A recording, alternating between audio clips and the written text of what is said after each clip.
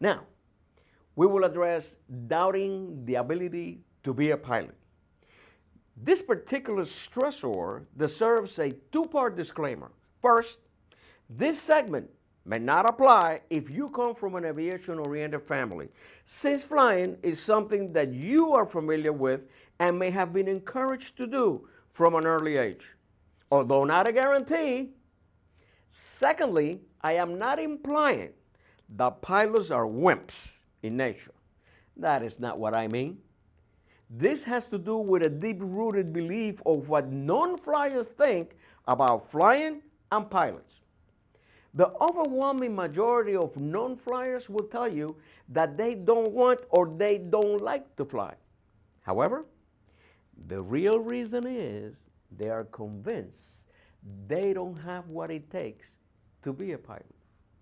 This is a problem of epidemic proportions, which I believe is fueled by the fact that since the beginning of manned flight, non-flyers associate flyers with a group of people that have some special attributes, some connection with the Almighty that non-flyers don't have.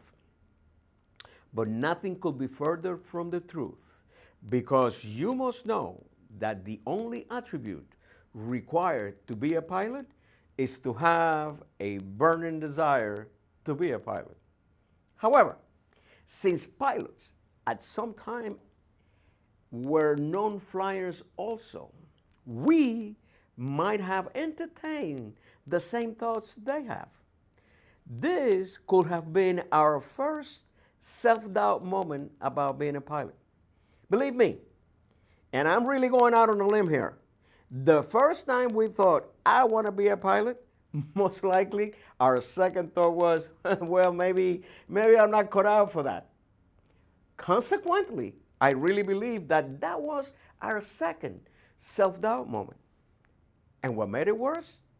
There was no one there to tell us that's nonsense. You can do it too. You can be a pilot. But you know, the flying bug, when it bites, it just doesn't let go. And we overcame all those thoughts. And eventually, we made our way to the airport to find out what we have to do to start taking flight lessons. So, on the first day back from the airport, we do the next logical thing. Confide in a family member or friend about our aspirations.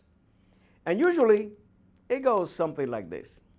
Hi, family member. Guess what? I am going to be a pilot. The family member replies that you are going to be what? Are you crazy? Hey, Joey, come over here. Listen to this. Come here. Tell Joey what you want to. So you tell Joey, I'm going to be a pilot. And Joey replies, what makes you think you can be a pilot, huh?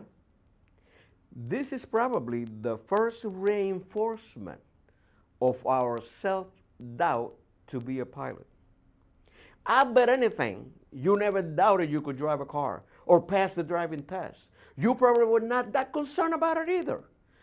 That was never an issue. As a matter of fact, you were encouraged to get the driver's license. You know why?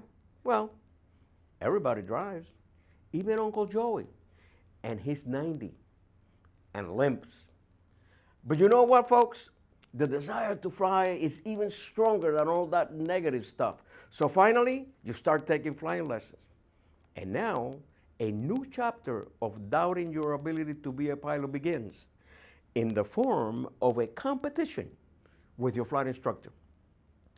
The instructor means well and tries to demonstrate all maneuvers and procedures to the best of his or her ability. When you try to do the same thing, it seems that you have two left feet and you're always behind the aircraft and things don't work out as you wish. All of a sudden, the road to solo seems to be not only a bumpy road, but a long, long road that leads to a far, far away place. At this time, frustration starts setting in. And the fourth doubt moment shows up in a form of a question. Will I really be able to solo? This one is so strong that most student pilots during the pre-solo phase have entertained the idea of quitting pilot training and buying a boat, while others have quit altogether at this stage in the game and did buy the boat. I used to think that the student pilot's desire to solo as soon as possible was motivated by financial reasons. Little did I know. According to my research, the real reason is they want to know as soon as possible if they have what it takes to be a member of the Pilots Club. All the way up to the first solo, the majority of student pilots doubt the possibility of soloing.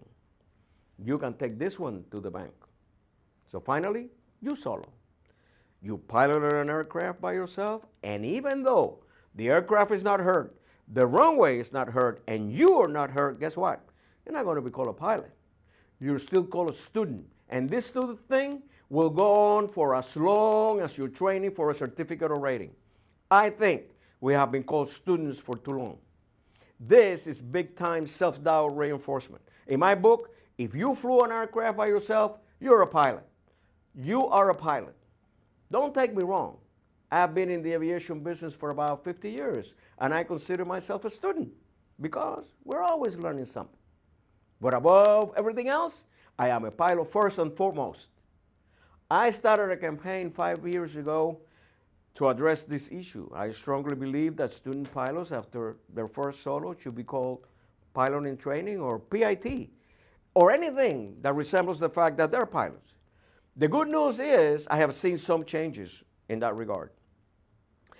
After soloing, the next stage is the preparation for cross-country flight and eventually the check ride.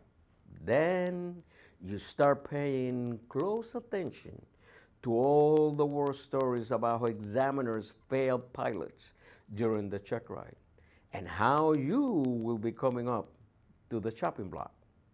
It is at this time that all the stressors, the self-doubt moments, and the reinforcements come together and conspire to convince you that you will not make it through the check ride. That situation is aggravated by the fact that you have to face the person who has the power to exclude you from the club. This feeling is so intense in some pilots that they cannot even sleep well the night before the ride. I still remember that.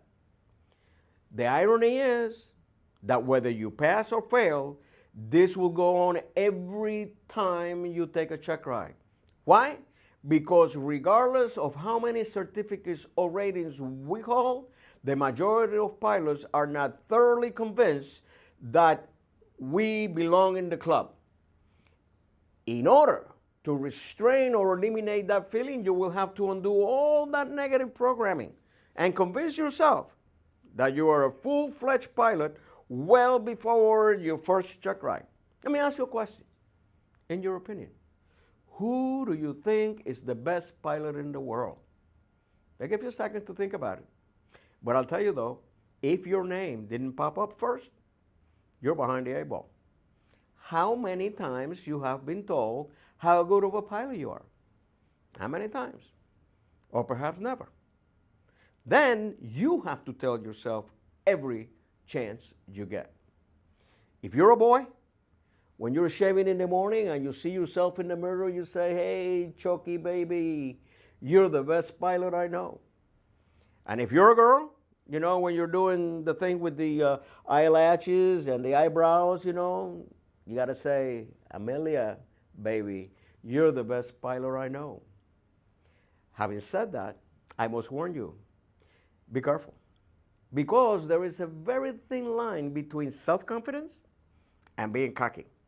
Don't ever cross that line. You don't have to broadcast your inner feelings to no one. You don't have to go on the ramp and start yelling, "Hey, I'm Sky King or Queen." But you know what? You have to believe it though. Take it to the bank.